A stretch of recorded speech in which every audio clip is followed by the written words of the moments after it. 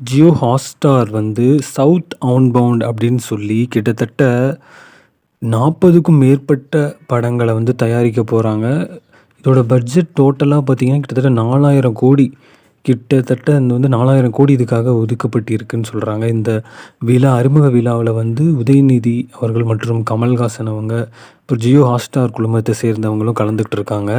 மற்றும் நிறைய நடிகர், நடிகைகளும் கலந்துட்டு இருக்காங்க. பிக் பாஸ் ஹோஸ்ட்டான விஜய் சேதுபதி, நாகார்ஜுனா அப்படின்னு நெறைய பேர் வந்து இதில கலந்துட்டுருக்காங்க. இதில வந்து ஏகப்பட்ட திரைப்படங்கள வந்து உருவாக்க போறாங்க. முதல் 40 திரைப்படங்களுக்கான அறிமுக விழாவா தான் இது இருந்துச்சு.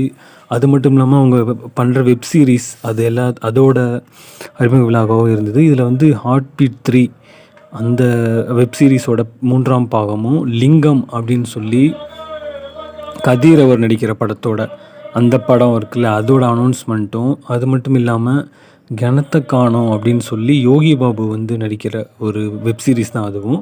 அந்த படம், ஜிவி பிரகாஷோட "லக்கி" அப்படின்ற மாதிரியான படம். அதுக்கப்புறம் விக்ராந்த் அவர்களோட "எல்பிடபிள்யூ" அப்படின்ற படம், "லவ் பியாண்ட் விக்கெட்" அப்படின்ற படம். இந்த படத்தோட அனௌன்ஸ்மெண்ட்டு. அது மாதிரி ஏகப்பட்ட படங்கள். இது மட்டும் இல்லாம விஜய் சேதுபதியோட "காட்டான்" அப்படின்ற படத்தோட அனௌன்ஸ்மெண்ட்டுன்னு கிட்டத்தட்ட 40 படங்களுக்கான அறிமுக விழாவாவும் இது இருந்துச்சு. ஸோ வந்து இது வந்து மிகப்பெரிய அளவுல நெறைய பேருக்கான ஆப்பர்ச்சுனிட்டியா வந்து இது அமைஞ்சிருக்குன்னே சொல்லலாம். நீங்க இப்ப ஸ்க்ரீன்ல பார்க்குறீங்களா, இத்தன படங்களும் ஜியோ ஹாட்ஸ்டார்ல வந்து அடுத்தடுத்து ஸ்ட்ரீம் ஆக போகுது. இந்த படங்களோட டீசர்ஸும் வந்து ரிலீஸ் பண்ணியிருக்காங்க. இப்ப இந்த சொல்லப்பட்ட படங்களுடைய டீசரும் வந்து ரிலீஸ் ஆயிருக்கு. நீங்க அத யூடியூப் சேனல்ல போய் பார்க்கலாம். ஸோ வந்து இது வந்து நெறைய பேருக்கு ஒரு பெரிய ஆப்பர்ச்சுனிட்டிய ஏற்படுத்தி கொடுக்கும் அப்படின்னு எதிர்பார்க்கப்படுது.